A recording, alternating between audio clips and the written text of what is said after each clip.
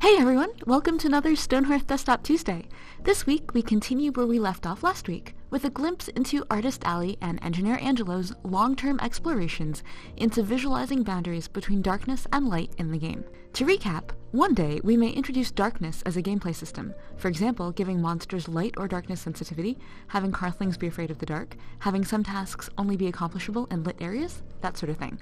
To accomplish this, we need to clearly denote which areas are lit and which areas are not. Since lighting is quite complicated, especially in a custom engine like ours, we started super early. Artist Allie did a number of experiments and concluded that she could best denote darkness and light by creating an ambient brightness in lit areas. Her experiments also explored dramatically better looking versions of nighttime than we have now. Then she passed the project on to Engineer Angelo. Armed only with Allie's picture, Angelo headed deep into the guts of our custom renderer to prototype if it was even possible to begin to approximate the soft, cozy scene that Allie envisioned. To guide his work, Angelo first had to break the picture down. For any given pixel on screen, why is this pixel this color? Light is a dynamic system, so the color of an object has to do with both the default color of the object when it's created in Cubicle and the color and intensity of all the lights that touch it.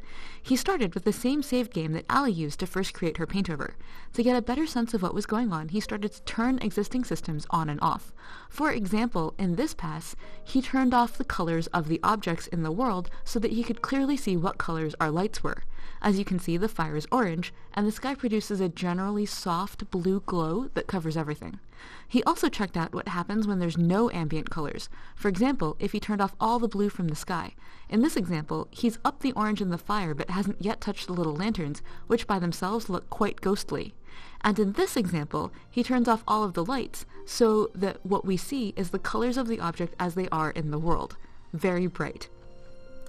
From this point, Angelo started messing with the colors in the system, turning the fires way more orange and making the lanterns much brighter yellow.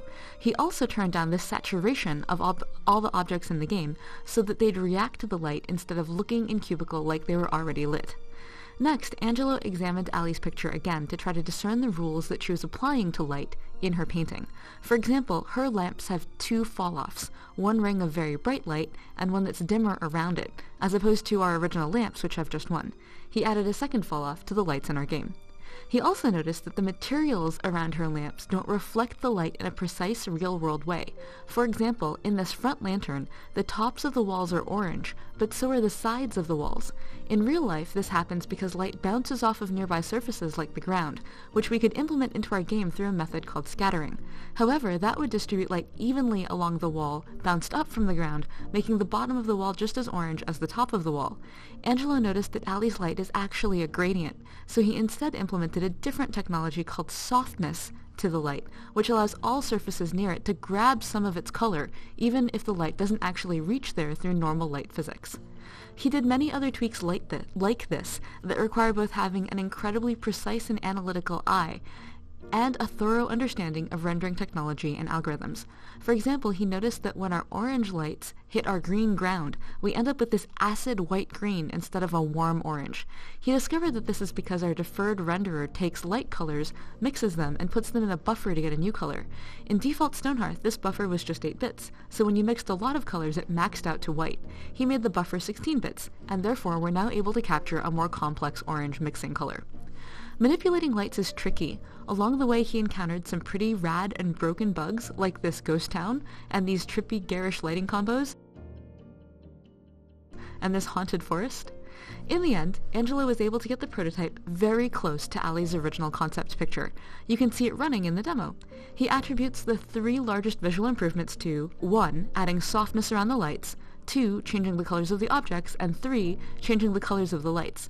He also repurposed our existing Fog of War code to create Allie's goal that lit areas should be ambiently brighter than dark areas. This work was a really awesome prototype because it proved that we could realize Allie's style in our game with our existing technology. We still have a long way to go before we can ship it. The game looks pretty weird during the day now since this code was optimized for the nighttime, and we'd also want the code to be clean, and not a prototype. But it's exciting to know that when we're ready to get Darkness gameplay into Stonehearth, that we'll have a great looking light system to back it up. And that's it for this week. Let us know what you think here in the comments or on our forum at discourse.stonehearth.net. You can also find us on Twitch. A different member of our team streams their current projects in development every Thursday at 6 p.m. PST on our Twitch channel, www.twitch.tv/Stonehearth. See you next week!